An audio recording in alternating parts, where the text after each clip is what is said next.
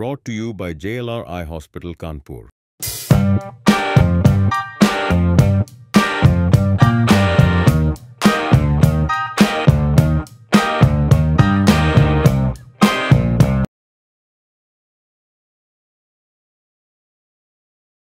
क्या आइडियोलॉजी थी मानवर कांसीराम जी की?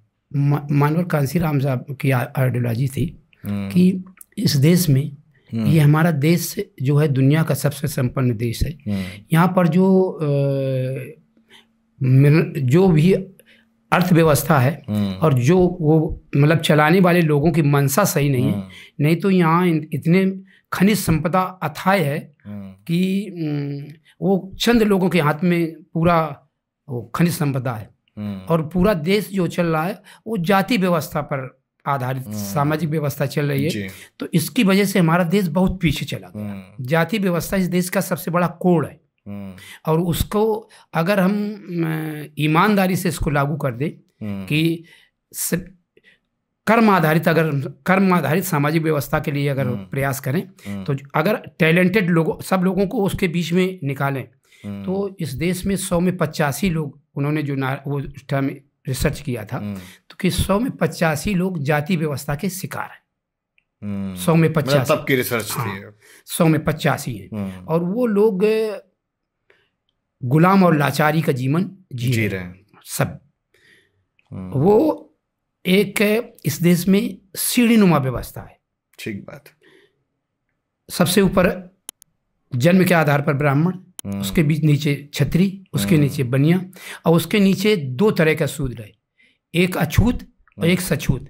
पिछड़ा वर्ग जो सछूत है जिसको बाहर का गुलामी तो वो सछूत और अंदर का जो गुलामी करवानी तो वो पिछड़ा वर्ग, जिसको छूते नहीं थे वो अछूत।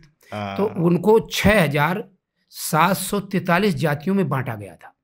जो बहुजन समाज की जिसको हम शूद्र समाज कहते हैं इनको 6743 जातियों में बांट करके इनको अलग अलग कर दिया गया था ताकि ये कभी भी एक ना हो पाए। अगर इनकी संख्या 100 में 85 है तो राजपाट इनका होगा, तो इनको जब तक डिवाइड नहीं करेंगे तब तक इनके ऊपर राज शासन नहीं कर सकते। मतलब बाहुल हैं तो जिसकी बहुमत होती तो उसका राज होगा। तो उसमें ये कर दिया, ऐसी व्यवस्था बनाई गई इस देश में। ये मतलब पहले से ही लोगों ने सोच के ये सब कर रखा था। ये मनु जी की जो हम लोग कहते हैं तो उनकी अब ये वर्ण आधारित सामाजिक व्यवस्था जो उन्होंने बनाई थी तो वो वर्ण आधारित सामाजिक व्यवस्था में हम लोग जिसकी 100 में 85 आबादी थी वो शूद्र बना दिया गया। और उसमें ऐसा बना दिया गया कि वाल्मीकि से धोबी चमार समझता था हम ऊँचे, चमार से धोबी समझता था हम ऊँचे, धोबी से नाई समझता था हम ऊँचे, मतलब वो बैकवर्ड का फिर वो यादव समझता था हम ऊँचे। तो वो जो जातियों में बटा समाज था वो कभी भी एक नहीं हो पाया।